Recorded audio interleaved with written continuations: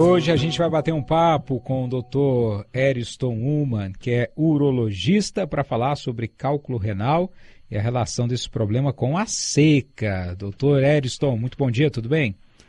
Olá, bom dia, Bruno, bom dia a todos. Carolina Martins está aqui com a gente. Bom dia, olá, bom dia, Carolina também. Bom dia, obrigada por nos atender. Doutor, essa relação ela é direta e, assim, locais mais secos, por exemplo, Distrito Federal e outras regiões, a gente pode dizer que há uma probabilidade maior das pessoas desenvolverem cálculo renal? Sim, já existem vários estudos tentando fazer essa correlação. E como nós sabemos que os cálculos têm uma relação direta com a hidratação, então os climas mais secos tendem a manter as pessoas menos hidratadas e automaticamente favorecendo a formação do cálculo. É claro que nós dependemos também de outros fatores, mas esse é um fator muito relevante. Para evitar o problema, a receita é beber água.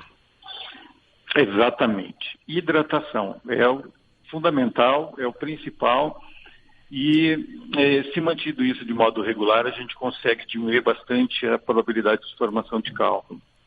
Bem, tem gente que sofre bastante com esse problema, né? A gente fala água, mas pode ser a ingestão de qualquer líquido, né, doutor? O suco ajuda, um chá ajuda. O importante é se manter hidratado, né? Sim, nós podemos melhorar esse resultado dependendo do líquido que ajuda. Lembrando também que há possibilidade de piora, principalmente no uso dos refrigerantes. Mas qualquer líquido é melhor do que nada, do que permanecer desidratado. O uso de sucos, e principalmente o suco de limão, seria aquele fator com maior potencial de proteção. Outros líquidos, como os chás, principalmente os chás que sejam mais claros, não o chá preto, também melhora bastante a hidratação e também diminui a probabilidade de formação de cálculo. Então, o suco de limão, só para entender direitinho, ele ajuda, evita a formação do cálculo renal? Exatamente. Os líquidos cítricos diminuem a probabilidade de formação de cálculo. Interessante, viu? Uma boa dica para quem quer evitar esse problema. Agora, doutor, geralmente as pessoas têm a ciência de que estão sofrendo com cálculo renal quando já estão em crise, né? Quando há algum tipo de obstrução e ali o indivíduo, o paciente já tem que correr para o hospital, porque já falamos até sobre isso aqui, a dor é muito forte, né? Derruba mesmo o paciente. Como tentar descobrir antes? Preciso fazer algum exame de rotina para mapear eventuais pedrinhas e algo que possa gerar um transtorno, um desconforto maior? É bem difícil a gente descobrir, porque se a gente imaginar que vai atingir inicialmente uma população mais jovem, que normalmente não faz exames de rotina, acaba que descobre ao acaso mesmo, ou nas crises de dor que na emergência vai fazer a investigação. Alguns casos no dia a dia, como infecção urinária de repetição, ou quem tem uma história familiar muito intensa na formação de cálculo, a gente pode indicar um exame de rotina para fazer essa pesquisa. Mas boa parte realmente vai acabar descobrindo só na crise mesmo. É um ultrassom que faz e que dá para mapear? O ultrassom tem um bom potencial de mapeamento, um raio-x simples em boa parte dos casos, e principalmente a tomografia, que é um exame que tem altíssima sensibilidade para a identificação de cálculos. Doutor Ariston, por que os homens acabam sofrendo mais com cálculo renal do que as mulheres? Olha, se imagina que seja um pouco por conta dos hábitos, né? O que nós vemos é que nos últimos anos isso está mudando um pouco. Se estimava antigamente que essa relação era de 3:1, depois 2:1, hoje está quase que 50% entre homens e mulheres. Acredita-se muito que os hábitos é que estão influenciando nessa mudança. Hábitos alimentares, o que seria? Sim, basicamente hábitos alimentares, a exposição ao próprio calor, por exemplo, a atividade física, né, a participação da mulher mais no dia a dia, no trabalho, isso expõe ela a essas variáveis de alimentação, de clima, e isso acaba favorecendo a formação. Bem, doutor, para a gente orientar os ouvintes, nessa época agora muito seca no Distrito Federal, quando a umidade relativa do ar pode chegar a 10%, como a gente viveu aí no final de semana, aquela recomendação para que as pessoas tentem tomar até 3 litros de água por dia, nessa época a gente precisa recalcular essa quantidade e até tomar mais? Olha só. Em geral, a gente pede que se tome entre 2 litros e 2,5 litros. No clima seco, então, aumentar isso para 3 litros já é bastante satisfatório. O importante é ter uma hidratação regular, ou seja, desde cedo até a noite, e repor nos momentos de perda. Então, por exemplo, se aquela atividade ou de trabalho ou uma atividade física faz com que você esteja suando muito, você deve repor uma certa quantidade de líquido, se possível na proporção do que perdeu, de modo que a gente não tenha uma perda excessiva de líquidos e uma diminuição na reposição.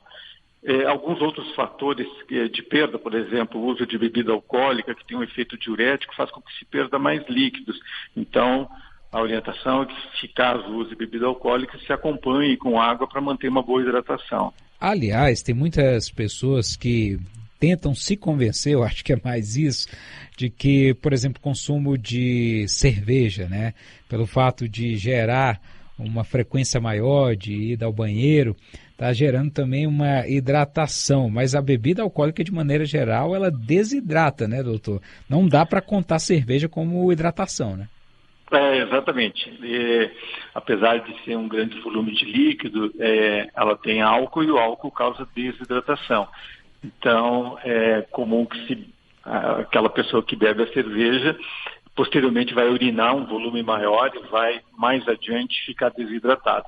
Então, a orientação é, mesmo tomando cerveja, que se faça uma reposição, principalmente ao término daquele período que bebeu cerveja, se tomar bastante líquido para prevenir essa desidratação. Doutor Ariston, tem organismos que precisam de mais água que outros? Assim, tem gente que precisa se hidratar mais que outras pessoas. Por exemplo, quem já tem casos de cálculo renal na família, ou quem já teve alguma crise, ou na média a quantidade é a mesma? Não, geralmente a hidratação, ela está um pouco relacionado ao peso da pessoa, né? Então a gente estima um determinado volume baseado num peso. Como isso, no geral, a gente arredonda para o peso de um adulto médio, é o que a gente estima dos 2,5 litros. É claro que as pessoas que têm alguma tendência à formação, ou por história familiar, ou por já ter formado previamente, devem ficar mais atentas a essa reposição, principalmente na questão da constância da hidratação, que é fundamental. O doutor Ariston, alguma pista que pode ser dada, por exemplo, pela cor da urina do indivíduo? O que diz quando a urina da pessoa está com a cor muito forte ou com um aspecto diferente, até com um odor mais forte? O que isso pode dizer? Bom, de um modo geral, a coloração e o odor representam diretamente a hidratação da pessoa. Então, é claro que quando nós identificamos, a pessoa está vendo sua urina muito escura, com um odor muito forte, significa uma urina mais concentrada, significa menor produção de volume urinário e automaticamente significa menor ingestão de líquido, ou eventualmente perda excessiva por suor, como nós falamos mais cedo. Mas, de modo geral, é desidratação. Então, tomar líquido para que a urina se mantenha sempre clara, com um odor bem leve de urina, e de preferência que isso ocorra ao longo de todo o dia. Tem a pergunta aqui do Alexandre, quer saber se a cerveja sem álcool dá para considerá-la como hidratação ou sofreria dos problemas semelhantes do que a gente falou aqui da cerveja com álcool? Ameniza um pouco, tem outros fatores em relação à cerveja, como a presença de oxalato, fosfato, que aumentaria o risco para a formação de cálculos. Então, de modo geral, a gente não pode orientar como sendo um líquido útil para hidratação e prevenção de formação de cálculos. Não para isso, né? Exatamente, não é uma boa opção, não. Agora o senhor citou os refrigerantes. Refrigerante é um grande vilão para a formação de cálculo renal? Sim, bastante. Também por esse mesmo mecanismo, né? A presença de sais e de oxalato e de fosfato, que são elementos que entram na formação, né? Geralmente a gente fala muito do cálcio, mas lembrar que existe nesses alimentos e nos líquidos e nas bebidas a presença de compostos químicos que também vão acabar formando os cálculos. E, às vezes, pode ser um fator bem relevante para aquela pessoa que ingera em excesso esse tipo de líquido. Nosso ouvinte aqui está lembrando que, obviamente, alguns medicamentos acabam alterando a cor da urina também, mas isso ocorre no momento que o paciente está tomando, né? Quem toma, por exemplo, um remédio de uso contínuo pode ter essa alteração aí. É bom seguir por outros marcadores ou indicadores para saber se está precisando ou não ingerir um pouco mais de água, né, doutor? Sim, claro. Mas aí nós estamos falando de exceções, né? E claro que a pessoa vai ter essa orientação, ou pelo médico, ou a própria percepção do padrão da urina pelo uso daquele medicamento. O nosso ouvinte Peter quer saber se água com gás também pode provocar ou favorecer o acúmulo de cálculo renal. Não é o mais adequado, até pela presença do gás, você costuma não tomar em grande volume, né? A outra é que água com gás, geralmente água mineral, engarrafada, ela vem de uma fonte que pode ter muita composição de sais e minerais e isso acaba favorecendo a formação de cálculo. Então, a orientação é que, quando possível, não utilizar água com gás e usar água comum, água de torneira filtrada. Doutor, em alguns casos, o próprio indivíduo consegue expelir essas pedras, né? E até quando o processo ocorre, também há a dor que a gente tanto citou e que tanto é temida. Em quais casos a pessoa precisa passar por algum tipo de intervenção, até mesmo cirúrgica, para essa retirada?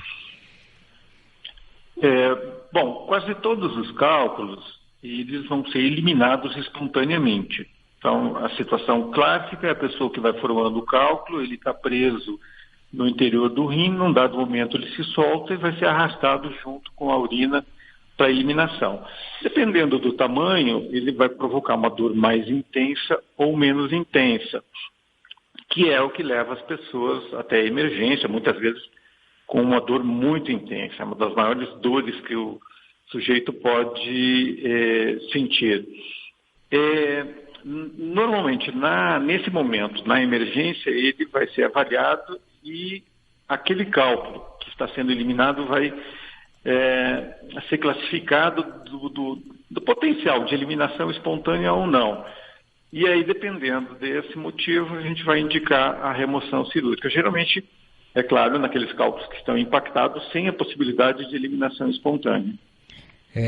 Não queiram passar por isso, então se hidratem. Exatamente. Muito bem. Doutor, muito obrigado aqui pela participação, bom trabalho, boa semana e até a próxima. Obrigado a vocês, um abraço, tchau.